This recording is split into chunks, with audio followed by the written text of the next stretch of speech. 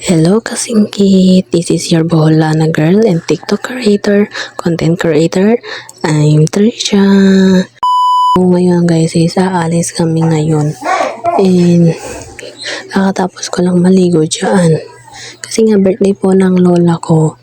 And kailangan kong mag-ayos. Yan. So nagpa-order lang tayo guys. Yan. Hindi tayo magbonggahan ng makeup. Powder lang, lipstick, eyebrow, yun lang guys, and also mascara. So, nakakahingal pala mag voice over nito, no? So, nag-ready ako dyan, and nagbihis lang ako ng pambahay muna dyan. Tsaka na ako magbihis ng panglakad ko. And, so makikita nyo bakit maputi yung leeg ko, is gumamit ako ng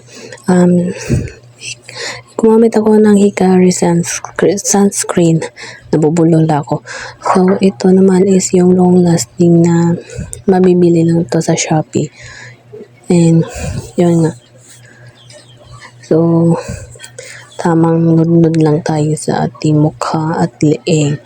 So, gumamit ako ng Hikari sunscreen kasi nga sobrang init talaga ngayong panahon na to.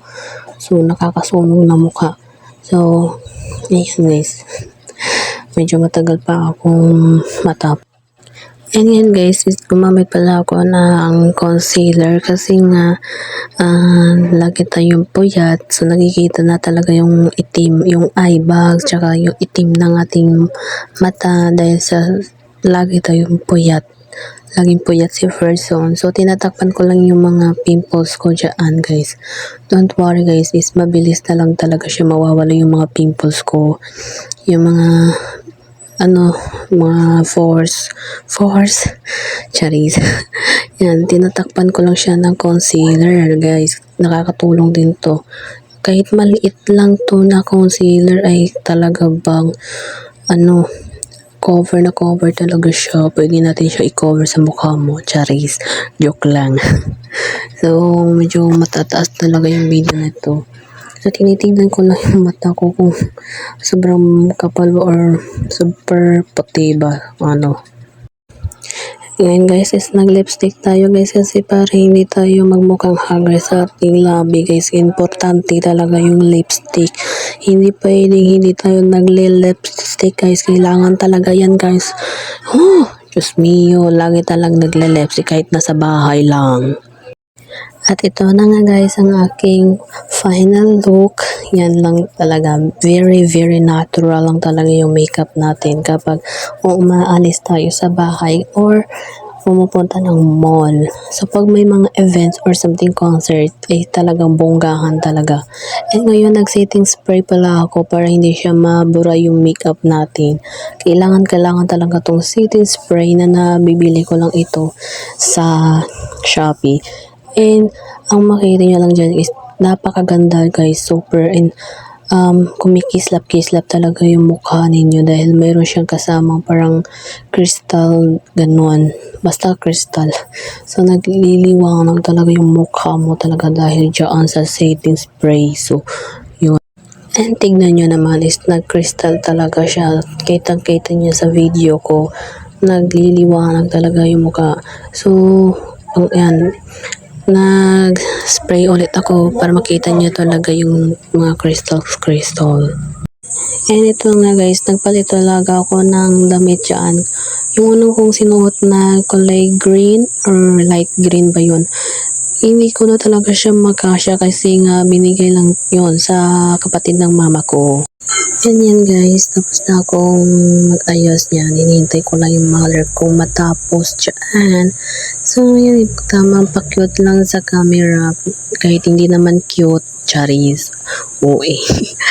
So yun guys, I'm ready na sa mall.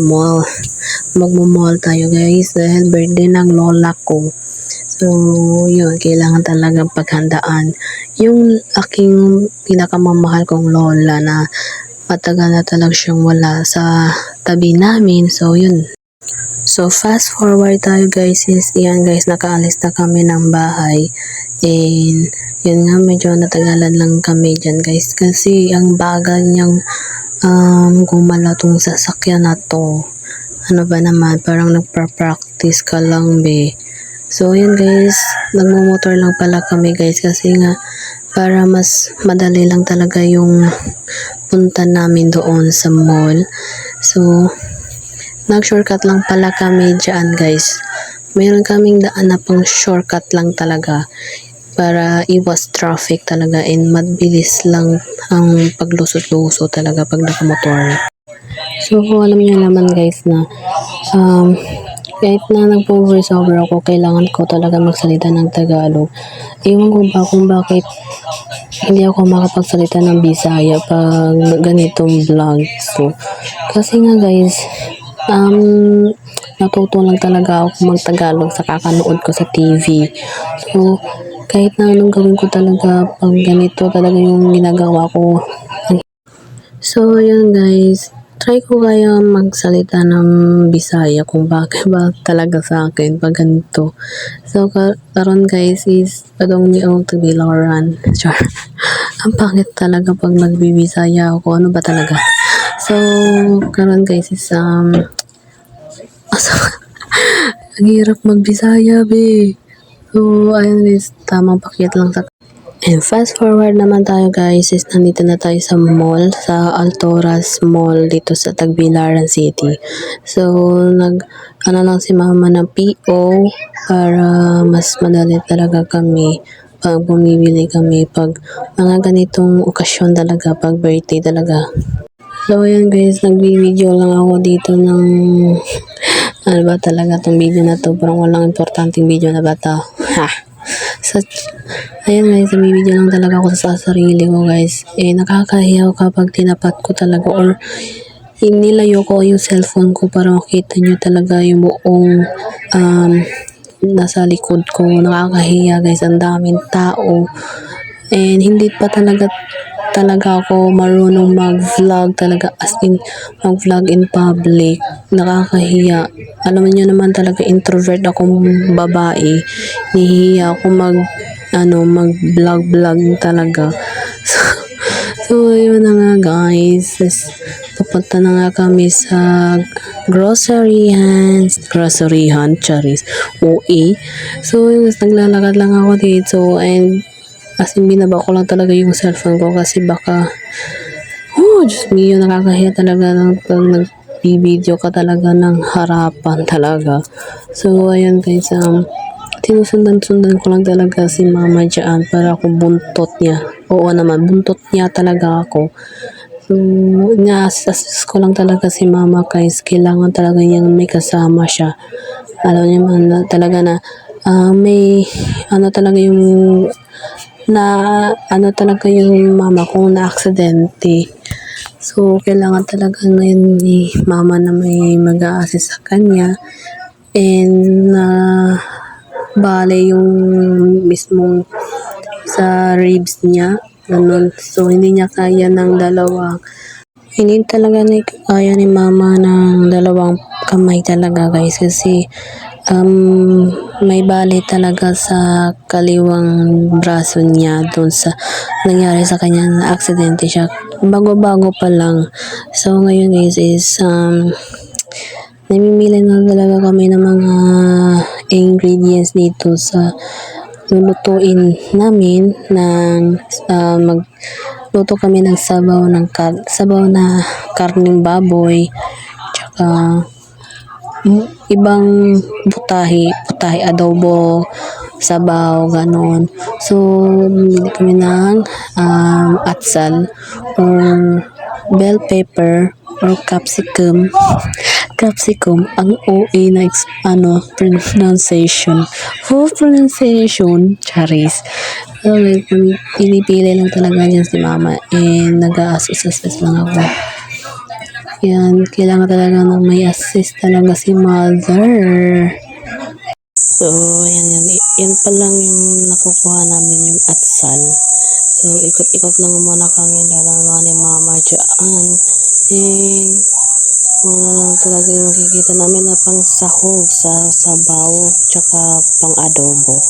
Yung atsal naman is yung atsal is sa adobong baboy. So sunod-sunod lang ako talaga dyan na kay mama. Yan lang yung ginagawa ko. Pero, ano din, kumukuha rin ako ng mga kung ano yung sasabihin ng mother ko. So, ayun lang guys So, ayan na nga guys, yun na yung mga nakuha namin yung pansit, yung may mga magic sarap, and iba pa. So, ayan na yung mga konti-konti lang yung handa namin para kay Lola. At least maging masaya si Lola sa kanyang birthday, diba? So, yun lang importante talaga ma-celebrate yung birthday ng Lola ko.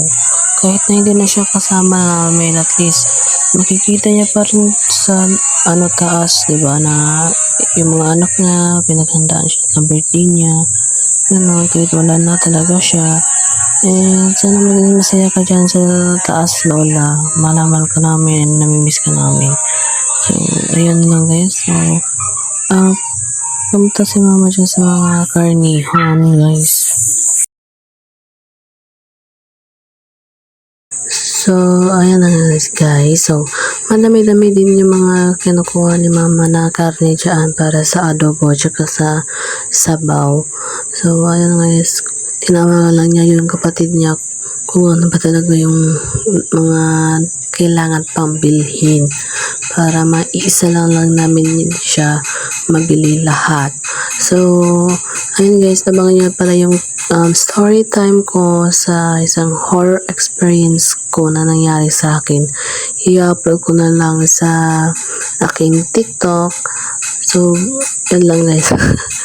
So, punta naman kami sa another section and kumuha pala ako ng mantika dyan para mayroon kami pang luto. Alam mong walang mantika yung niluluto mo, yan taloy, masusunog yung niluluto mo talaga na ulam. So, dalawa pala yung mantika na kinuha ko doon. Dalawang mantika ang kinuha ko para mas parang pang extra lang talaga yung yung pangalawang mantika, diba? Para pang reserba reserba kasi baka din, diba? Kailangan din ng mantika, diba? Madami mantika yung basta yun na yun. So yun guys, naglalakad na pala kami dyan. Iwan ko na lang kung saan ako pupunta dyan. Ang bilis pa naman maglakad. So, ayan na nga guys. So, hanap-hanap na lang kami ng kung ano-ano lang mga chorot-chorot dyan sa mga grocery na dyan. So, inahiya lang talaga ako guys na iangat yung phone ko. Actually, nakababa lang yan, as in nasa tiyan ko lang yung phone kasi naman guys, nahiya lang talaga akong mag-video sa mall. Naman talaga. So, fast forward naman tayo guys is, ayan guys, nakatapat na naman sa mukha kong makapal. So, ayan guys, yung harapan na lang yung ko sa face naman, diba?